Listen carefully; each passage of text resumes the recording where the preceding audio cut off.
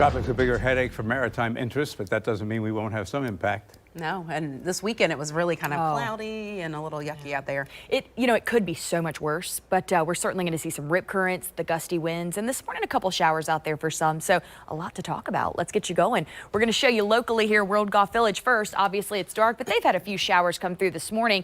Now, as we get you to the tropics, I want to talk to you about Imelda, because what this is going to do is certainly impact our wave heights. I mean, let's just get real with class. All right, surfers are going to love it, but I want you to be careful if you're out there, because yes, this thing does take a steep turn to the east-northeast, and that's all really due to the steering currents having an impact on this, partly by that much larger circulation caused by Umberto. So this should keep guiding Imelda to the east-northeast, keeping it offshore. Now, the Carolinas are going to get heavy rain from this, but the southeast coast is going to get rough surf, rip currents, elevated seas, and we here in Jacksonville are going to see some gusty winds and rip currents at our beaches as well. Certainly something we're monitoring. I'll show you those wave heights, but I do want to show you Umberto. Certainly it's staying out to sea as a major hurricane, but again, those steering currents helping guide Imelda, and that's why it was able to take that turn. So take a look at these wave heights and you'll see offshore, oh, they're very high, 12 to 17 feet, but onshore between about 5, 6, 7 feet here as we get into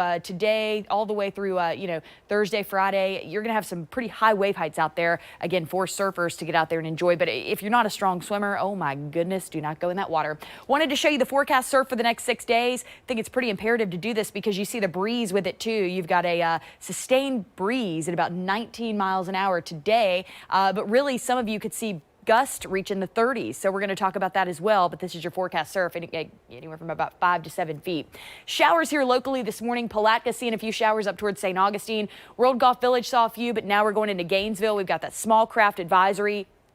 Zooming on down into Pomona Park, Wielaka, all the way up to Palatka, that's where you're seeing some of that rain. Not overly heavy in the coast. Overall, it's pretty much clear all the way up the coastline. And Fernandina Beach, seeing a couple of showers out there up on the northwest side, just south of Kingsland in the Gross area, St. Mary's area, down 95. So, yeah, they're very sporadic. And the wind, sustained winds right now are in the double digits and the teens, but the gust as we get the day going here are going to be in the teens and 20s early on, and as we get more toward the lunch hour, that's where we're going to see these gusts elevate into the mid-20s and eventually 30s right here by the time the kids come in from school in St. Augustine. So the winds are a big part of the story, as are those rip currents out there that we've been talking about throughout the weekend, and we'll talk about into this week. Rip current risk is high all the way down the coastline. So as you get out the door to go to school or work, just make sure the kids do have the poncho. 75 by 7 a.m., 80 by about 3 o'clock this afternoon, and you can see how sporadic these showers are. It's not that they're going to be anything that are going to encompass the entire viewing area all at once, but those of you that see showers throughout the afternoon, they could pack a punch at times with a few pop-up storms,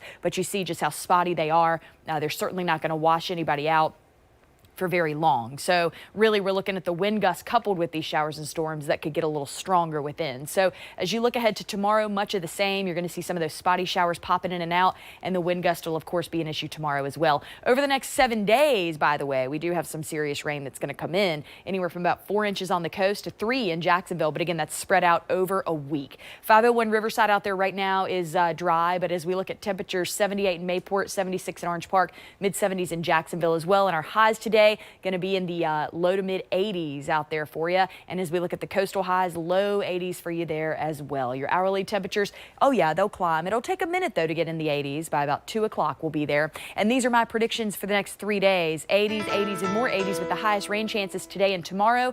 And then we start to see the low 80s take effect Thursday into Friday.